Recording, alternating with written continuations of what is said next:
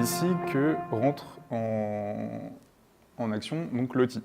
Donc, comme j'ai dit, c'est un framework en fait, qui permet d'exploiter des fichiers JSON dans une interface web ou mobile. Et ces fichiers JSON, en fait, on les récupère via un plugin qu'on installe sur After Effects. Donc, c'est un plugin qui est disponible sur la plateforme de plugins d'Adobe, et sinon, vous pouvez l'installer à la main. Enfin, c'est vraiment pas très compliqué. Il y a tout ce qu'il faut dans la documentation de Lottie. Donc, ce plugin permet d'exporter votre animation comme vous la feriez pour, je sais pas, une vidéo ou autre, en JSON, et après vous pouvez l'exploiter du coup. Donc ça c'est un exemple de ce qu'on peut faire avec Lottie. Qu'est-ce que c'est? Alors c'est une librairie qui est portée en fait par Airbnb. Vous pouvez retrouver en fait tous les modules sur leur repo GitHub. C'est open source. Je crois que j'en parle après. C'est open source et du coup c'est un format JSON, donc je vais revenir là-dessus, mais le format JSON c'est quand même très léger, donc c'est vraiment très très pratique et c'est peu coûteux en ressources. Voilà le type d'animation qu'on peut produire. Donc ça, encore une fois, le plus dur, c'est de faire son animation via After Effects. Ensuite, l'intégrer, vous allez voir, c'est assez simple. Donc en fait, ce qu'il vous faut, c'est une ressource, quelqu'un capable de créer quelque chose d'intéressant sur After Effects. Donc vous avez pu voir justement des animations Lottie à travers plein d'applications, je pense, sans vous en rendre compte. Comme du coup, vous avez Google Home, Uber Eats, Popcorn. Donc ça, c'est un exemple, d'un slider. Tout simplement, à chaque fois qu'en fait on swipe à droite ou à gauche, on déclenche un événement et on lit l'animation. Donc en fait, vous avez des états sur ce slider. Et ça permet de ne pas avoir un slider, on va dire, statique à chaque fois. On fait passer des slides au fur et à mesure. Là, vous avez vraiment une animation qui s'anime au fur et à mesure que l'utilisateur interagit avec l'application. Bien sûr, Airbnb. Alors, en termes de compatibilité, vous allez pouvoir retrouver tous les modules sur le repository de Airbnb. Donc, c'est disponible sur Android en natif, sur iOS aussi en natif, donc la version web et la version React Native. Sachant qu'il existe aussi d'autres modules qui ont été créés par d'autres personnes, d'autres développeurs, qui permettent, qui ont adapté justement la librairie. Ils ont fait un pont entre les API pour que ce soit utilisable sur d'autres plateformes comme Xamarin, où il y a aussi un plugin qui existe pour React qui s'appelle React Lottie, du coup. Qui est en fait, c'est un portage de la version web en composant React en fait. Donc c'est juste un portage, il n'y a pas énormément de lignes de code dans la librairie. Donc comment ça marche? Alors donc bien entendu, la première étape, c'est de créer son animation. Donc là, on va demander au designer de créer son animation sur After Effects. Je reviendrai plus tard sur la compatibilité, c'est-à-dire que vous n'avez pas forcément toutes les features d'After Effects qui vont pouvoir être exploitées. Il y a un tableau de compatibilité, il y a des choses que vous ne pouvez pas utiliser comme, il me semble, des masques ou des choses comme ça, donc ça reste quand même un peu limité. Moi, j'ai un très faible niveau en After Effects, j'en ai fait à l'école il y a longtemps. Donc je ne saurais pas dire si c'est bloquant ou pas pour des animations plus ou moins complexes, mais je vous laisserai regarder plus tard si ça vous intéresse. Donc ensuite, c'est ce dont je parlais tout à l'heure, on exporte via un plugin qui s'appelle Body Moving, qui s'installe sur After Effects. Je viens de me rendre compte que j'ai oublié d'enregistrer l'écran. Tu veux que je le lance maintenant ou pas?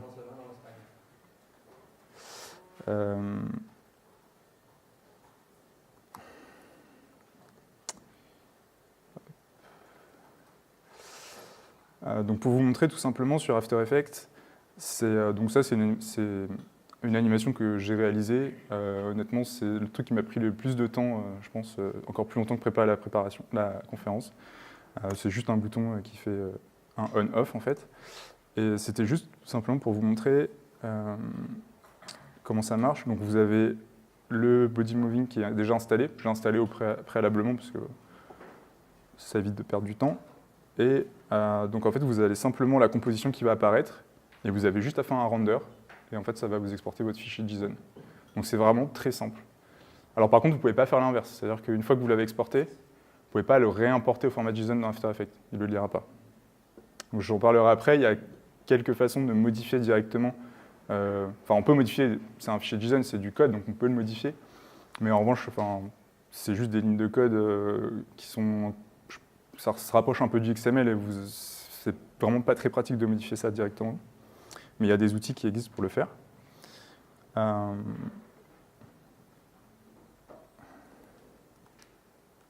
vais arriver. Donc l'export du fichier JSON. Ensuite, le développeur récupère le JSON. Il l'intègre dans son application. Donc ça, j'en parlerai après. Et ça marche, tout le monde est heureux. Donc ça, c'est la version facile. Donc le format, comme je disais, c'est un format JSON, donc c'est très léger. Donc là, retenez bien, le fichier pèse 160 kilooctets et ça permet de faire une animation comme ça. Donc c'est plutôt pas mal et c'est assez light pour la qualité.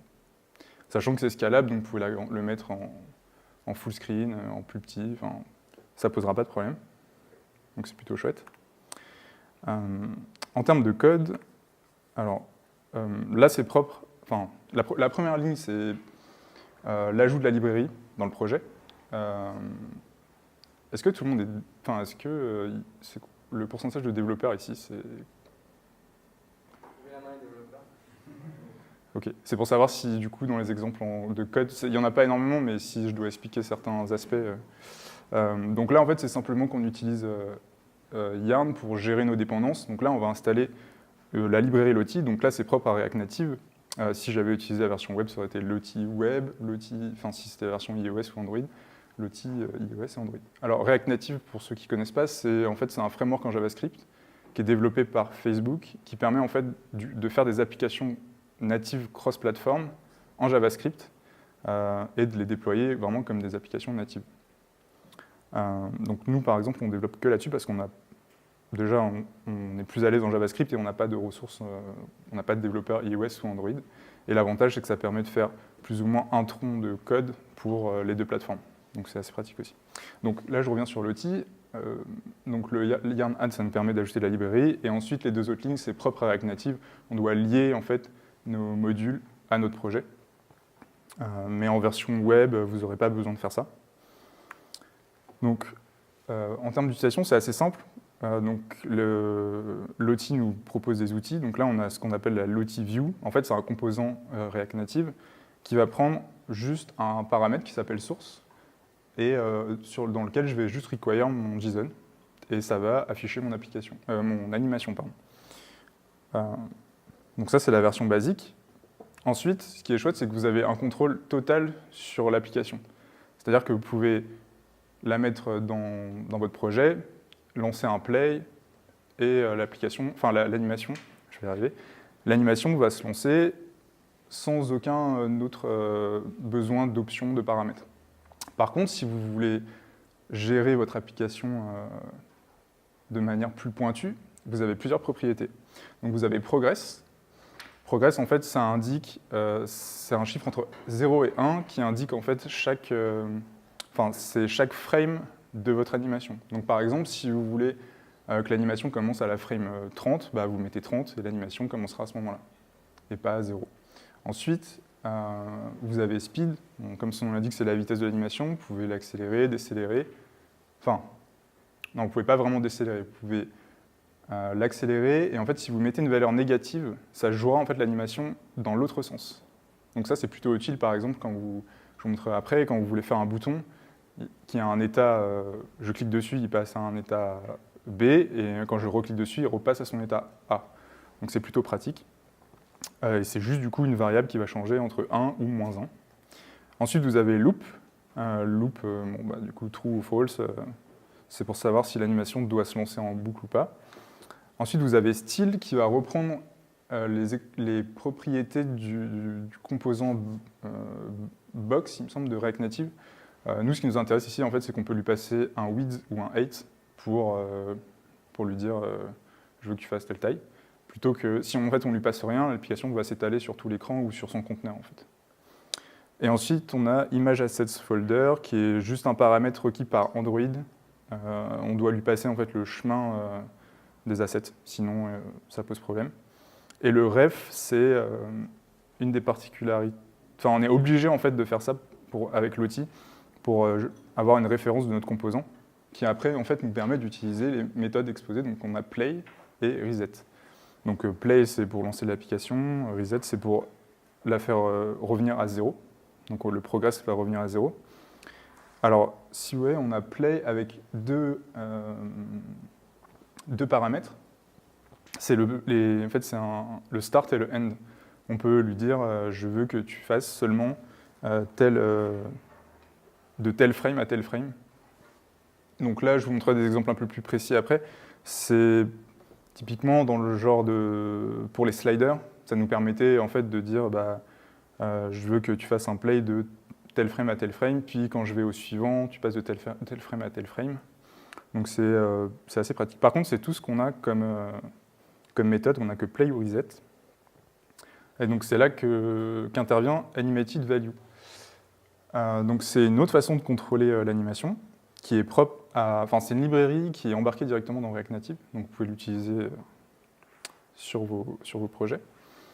Donc là, la méthode play dont j'ai parlé, c'est assez simple. La vitesse est linéaire, c'est-à-dire que vous ne pouvez pas changer la curve. C'est-à-dire si vous voulez mettre du easing ou des rebonds, des choses comme ça, en fait, vous ne pouvez pas, sauf si vous avez prévu déjà dans votre animation que ça se passe comme ça. Et s'utilise sur la référence du composant, c'est le ref dont je parlais tout à l'heure. Donc ça, c'est équivalent de ce que je vous ai montré tout à l'heure. Ça, c'est un exemple du coup du speed. Donc c'est assez bien géré, comme vous pouvez le voir. Donc si je reviens sur Animated Value, donc comme je disais, c'est basé sur la librairie Animated. On peut avoir des curves et une animation automatique. Comment ça se traduit? Donc ça, j'ai une page Home et j'ai un composant à l'intérieur qui est une LotiView. Donc ce composant, en fait, il va avoir un progress. Et ce progress, il va être équivalent à justement le Animated Value. Donc là, on peut lui passer plusieurs paramètres. Donc on a le toValue, donc le progress démarre à 0. Donc tout en haut, en fait, on a un état qui correspond à l'état du composant. Donc son progress est animé, mais il est à 0. Et ensuite, en fait, on peut spécifier jusqu'où doit aller l'animation, donc entre 0 et 1. Donc là, on lui spécifie 1. Donc on a un délai et une durée qu'on définit nous-mêmes. Et ensuite, on a le easing. Donc là, en fait, on fait appel à une propriété React qui s'appelle easing bounce. Et en fait, ça permet de donner une curve bien précise à notre animation. Donc c'est assez pratique. Ça nous évite de Ouais. Pourquoi donner une courbe d'easing d'animation? Alors, par exemple, si tu as, imaginons un ballon, en fait, ton animation, je sais pas, imaginons que tu aies juste un ballon qui rebondit. En fait, tu as envie que quand il arrive en haut, ça décélère, tu vois. Parce que si, en fait, il reste linéaire, tu auras juste l'impression qu'en fait, on fait ça, alors que si tu lui donnes une curve, il va faire. Et là, il va ralentir, et tu auras l'impression qu'en fait, avec la pesanteur, il ralentit, puis après, il redescend.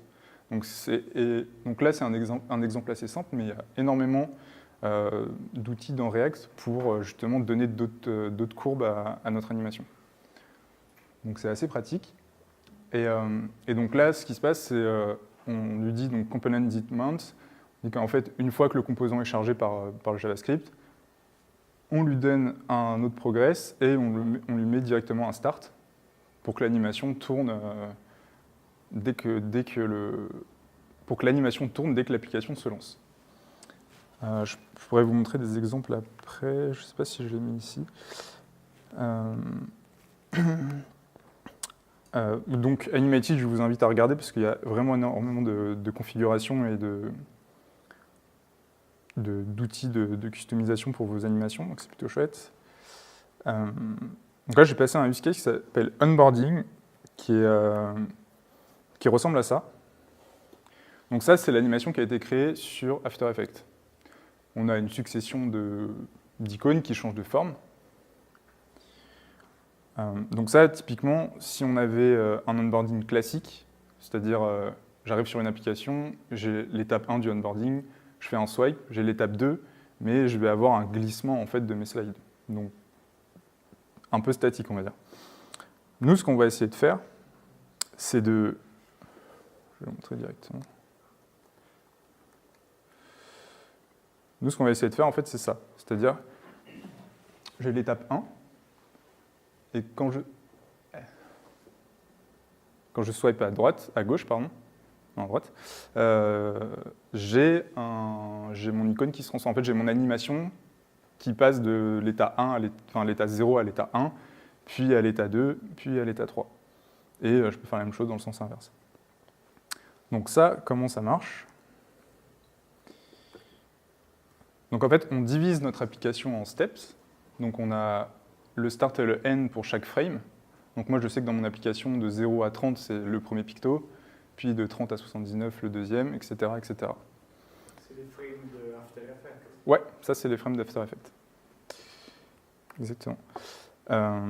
Donc ensuite, mon composant, donc là, c'est un peu plus compliqué. Peut-être que s'il y a des néophytes dans le code, ça peut paraître... Enfin, il n'y a pas non plus énormément de code, mais... non, mais je sais pas, en fait, c'est vrai que j'ai tendance à mettre aussi qu'il y a des développeurs. Donc là, en fait, on a un état, on a l'état du composant, on a une fonction qui s'appelle playAnimation, qui va dire, va chercher le step, et le step, donc, il va dépendre de cet état-là, qui est 0. Donc, ce qui fait que là, j'ai le step 0, qui va être là par défaut. Mais quand je vais jouer mon animation, lui, il va dire, joue le step 0, et si le step est à 1, joue le step 1, etc. Et ensuite, du coup, on reprend le play de l'outil, et donc là, on a le step start, donc c'était ce qu'il y avait dans le tableau, le start et le end. Donc là, on a une fonction onSwipeLeft, donc ça permet en fait de dire, quand je swipe à gauche, le setState, donc je vais changer mon état, et je vais prendre l'état step, donc qui est là, qui est 0, et je vais le mettre plus 1. Donc en fait, je vais l'incrémenter à chaque fois. Donc là, si je fais une première fois, le step va passer à 1, et donc le step va passer à 1, et le play animation, il est joué...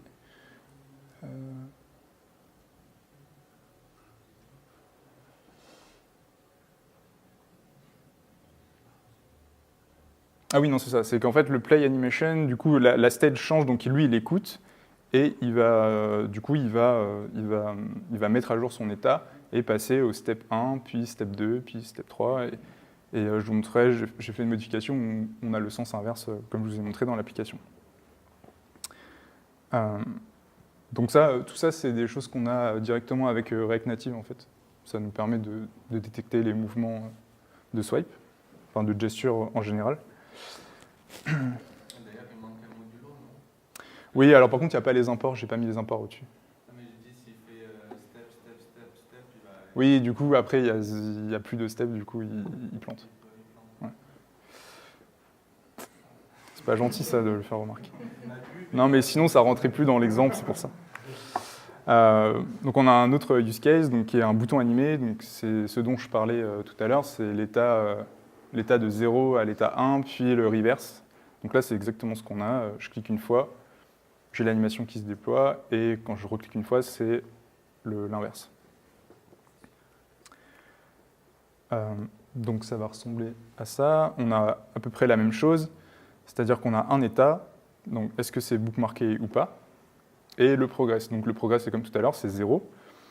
Et là, en fait, dès que mon état change de bookmarké false à true, du coup, je passe le progress à 1, ou 0 en fonction. Enfin, si ça passe à true, du coup, il passe à 1, et s'il est à false, il repasse à 0. Donc ça fait en fait le toggle à chaque fois que je clique, ça fait version 0 et version 1. Donc, dans les props, c'est à peu près pareil, on a un progress. Là, je vais donner un style pour éviter que le bouton fasse toute la page, et la source qui est la source de l'animation JSON. Donc on a d'autres cas d'utilisation, comme les loaders, sliders, micro-interactions. Je peux aussi vous parler du coup de la version web.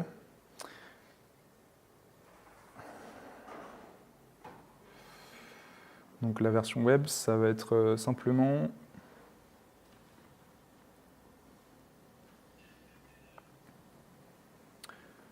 donc la version web avec tout le code pour le coup.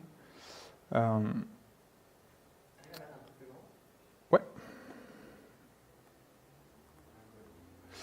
Donc la version web, c'est donc là, la version web mais utilisée avec React. Donc c'est ce que je disais tout à l'heure. Vous avez une version web classique qui s'utilise en JavaScript classique. Donc vous avez juste à importer la librairie dans votre page et ensuite vous avez tous les outils à disposition. Là, c'est la librairie web qui a été portée pour React. Donc c'est un autre développeur, c'est pas officiellement Airbnb.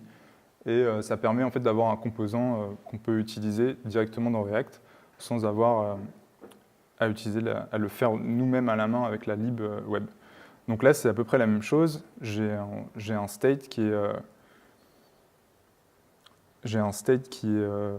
donc il y a plusieurs choses. Il y a le isActive, animating, isStopped, isPause. Alors c'est un peu plus pas compliqué, mais il y a plus de propriétés. Le stopped, c'est vraiment l'application, l'animation n'a pas démarré. Si je la passe à false, elle revient en fait à 0. Même si elle est en plein milieu, elle va toujours revenir à 0. Donc une fois qu'elle est démarrée, ici on ne va jamais la stopper. Et ensuite le isActive et le pause, c'est à peu près la même chose. Et on a juste là, ce qui nous intéresse, c'est le direction. Donc là, on a le -1, parce qu'en fait, j'ai fait mon icône dans le mauvais sens, donc je veux qu'il démarre déjà en reverse. Donc en fait, ce composant, c'est celui-ci. C'est celui-ci. Donc ça, c'est un shot dribble que j'ai récupéré. C'était un GIF. Et je me suis dit, parce que je ne suis pas créa, donc je n'ai pas trop d'inspiration, donc je suis allé sur Dribble. Et je me suis dit, je vais essayer de faire exactement ce que la personne a fait. Alors je pense qu'il avait peut-être déjà fait en After Effects, donc j'aurais pu lui demander de me filer l'animation, mais puis je vais tester. Donc en fait, quand on clique, on a l'icône qui change. Bon, le changement de couleur, etc., ça c'est fait en CSS. Mais donc on a la même chose, on a le reverse et le 0 et le 1 et le -1. Donc ça, c'est ce composant ici. Donc on le fait démarrer directement en reverse. Et en fait, dès que je clique sur le bouton, en fait, le isActive, c'est pour le CSS, ça n'a rien à voir avec l'outil. Donc là, en fait, à chaque fois que je clique sur le bouton, je prends la direction et je fais l'inverse. C'est aussi simple que ça. Donc c'est vraiment très simple. Comme je disais tout à l'heure, le plus dur, c'est de faire l'animation. Une fois que l'animation est faite, normalement, vous devriez pouvoir l'importer et ça ne devrait pas être très compliqué. Donc pour les personnes qui auraient envie d'essayer l'outil sans avoir des skills en After Effects, un peu comme moi, il y a un site qui est mis à disposition qui s'appelle Lotifiles, qui en fait c'est une librairie de composants du coup au format JSON qui est dispo. Il me semble que tout est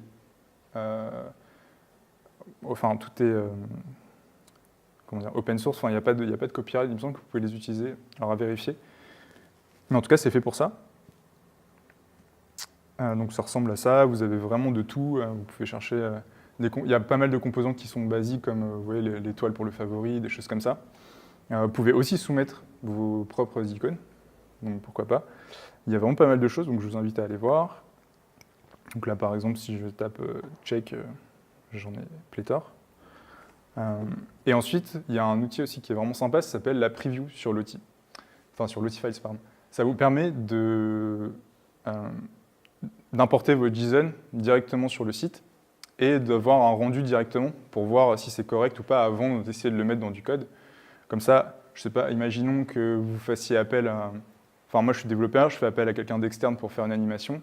J'aimerais bien que la personne, avant de m'envoyer le fichier, elle le teste pour voir si tous les calques sont bien rendus, si ça marche correctement, pour éviter que moi, j'aille faire un aller-retour en disant « bah non, ça va pas », etc. Donc c'est un outil qui est vraiment pratique. Je vais vous montrer ça.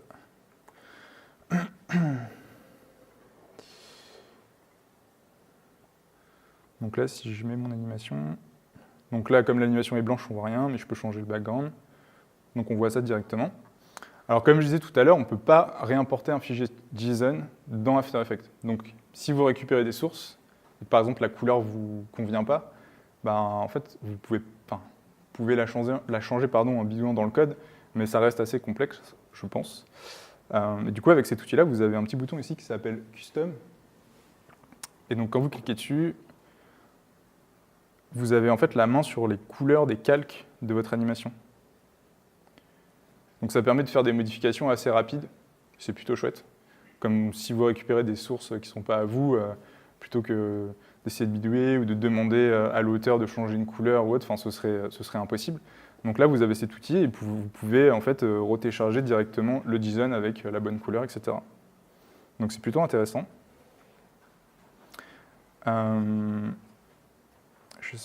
Voilà. Ensuite, là, il y a un petit QR code. Je vais en parler juste après. Si je retrouve ma souris. J'ai entendu un... non, en fait, le QR code, il est assez utile parce que vous avez des applications Android et iOS qui existent. Vous pouvez scanner votre QR code en fait, et voir l'animation directement dans une application. Donc, en fait, le QR code, il va vous balancer le JSON et vous allez l'interpréter. Il est utile. Vous allez pouvoir l'interpréter du coup dans une application, donc ce qui est plutôt chouette. Et là, vous avez du coup les props dont je parlais, qui passent sur les paramètres, qui sont progress et scale. Enfin, alors scale, c'est pas propre, mais ça fait partie du style. Et en fait, vous pouvez jouer avec. Donc ça vous permet aussi de voir votre animation vraiment dans un contexte réel. Donc c'est plutôt pas mal.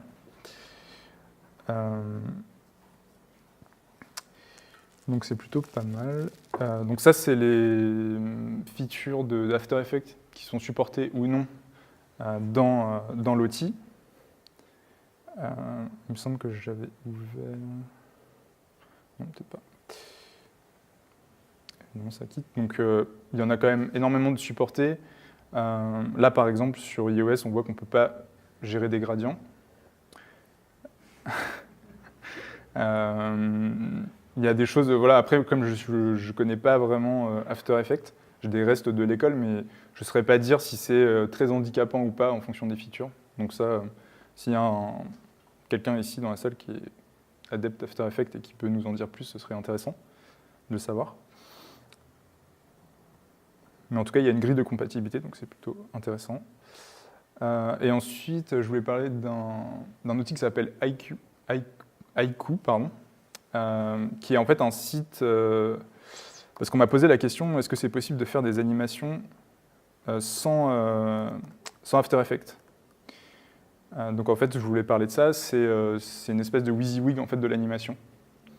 Je vous laisserai découvrir, moi je n'ai pas encore essayé, je sais qu'on peut demander des accès, ça a l'air intéressant, après je ne saurais pas trop dire ce que ça donne, mais en tout cas c'est bon de le savoir, c'est à tester. Mais ça marche un peu. Le format, l'outil, c'est pas un standard, c'est Airbnb qui a choisi la structure. Alors, je ne sais pas si c'est un standard, mais en tout cas, vous êtes obligé de fournir un fichier JSON qui a été formaté par After Effects. Donc après, en fait, en utilisant un autre logiciel, ça ne fonctionnera pas. Mais Qu'est-ce qui a fait ce plugin? Alors, en fait, moi, depuis que j'utilise, c'est Airbnb. Mais il semblerait qu'avant, c'était un plugin qui s'appelait juste Body Moving et que ce soit Airbnb qui l'ait récupéré. Donc maintenant, c'est maintenu, c'est open source, c'est maintenu et c'est hébergé sur le repository GitHub, mais je ne pense pas que ce soit GitHub qui soit à l'origine. Alors de l'outil, oui, parce qu'ils ont amélioré l'outil, ils l'ont porté sur d'autres plateformes, mais à la base, c'est un plugin qui s'appelle Body Moving. Je ne sais pas si ça répond à la question, parce que en fait, moi, je le connais que en tant que produit open source, mais de Airbnb, mais il semblerait qu'avant, ce soit sous un autre nom, en fait. D'accord. Okay. Donc j'ai d'autres exemples de code, mais il faudra voir si c'est intéressant ou pas.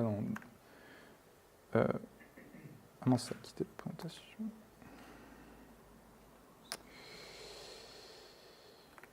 Ouais, je vous remercie de votre attention. Merci.